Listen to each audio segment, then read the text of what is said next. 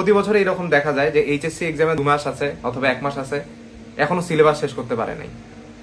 এরকম একটা দেশের 60 থেকে 70% স্টুডেন্টদের মধ্যেই এমন দেখা যায় যে তখন সিলেবাস শেষ করার একটা খুবই তোড়জোড় লাগে যে সিলেবাস শেষ করতে হবে, অথবা ইউটিউবে ভিডিও সার্চ করে যে কোন অধ্যায়গুলো করে গেলে A+ পাওয়া যাবে, অথবা কোন অধ্যায়গুলো আমার বেশি, মানে কোন অধ্যায়ের কোন জায়গাগুলো বেশি ইম্পর্টেন্ট।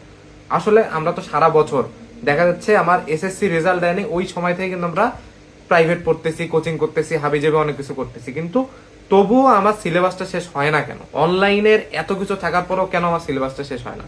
এর মূল কারণ আমরা যে শুরু থেকে যে প্রাইভেট গুলা পড়তেছি না, এগুলোতে আমরা কখনো স্টেবল হইতে পারি না। আমরা ধরো ফিজিক্স শুরু করলাম একখানে, ও না ওইখানে 2 মাস পড়লাম, ভালো লাগলো না, আর একখানে শুরু করলাম।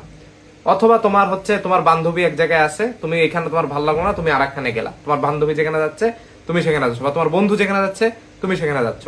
সো এই জিনিসটা দেখা যাচ্ছে তোমার সিলেবাসটা ইনকমপ্লিট থাকতেছে 1 বছর, এবং শেষ দেখার সময় দেখা যাচ্ছে এইচএসসির আছে আর 2 থেকে 3 মাস। এই সময় তোমার মাথাটা তখন ঘুরবে যে না, আমি তো কিছুই শেষ হয় নাই। সো আমরা যদি শুরু থেকেই যদি যেখানে পড়তেছি, যারা পড়ায় সবাই মোটামুটি ভালো পড়ায়, যে পড়াচ্ছে না তুমি তো শুরুতেই বুঝতে পারছো যে আমার পড়াটা সেখানে ভালো হচ্ছে না, বা আমি সেখানে বুঝতেছি না, তো সেখান থেকে সরে এসে একটা জায়গায় অ্যাডজাস্ট হওয়া, নট তার কোয়ালিফিকেশন, সে কোথায় পড়ছে না পড়ছে এটা দেখা। এখন এমন অ্যাডভান্স হয়েছে যে আমাদের এই চ্যাপ্টারের জন্য কে ভালো আমরা সেই দিকে যাচ্ছি। বিগত 3 থেকে 4 বছর বা 2 বছর আগে এমন ছিল না, যেটা এখন দেখা যাচ্ছে। এটা একটা স্টুডেন্ট সমাজ বা এডুকেশন পড়ে যাওয়ার জন্য যথেষ্ট।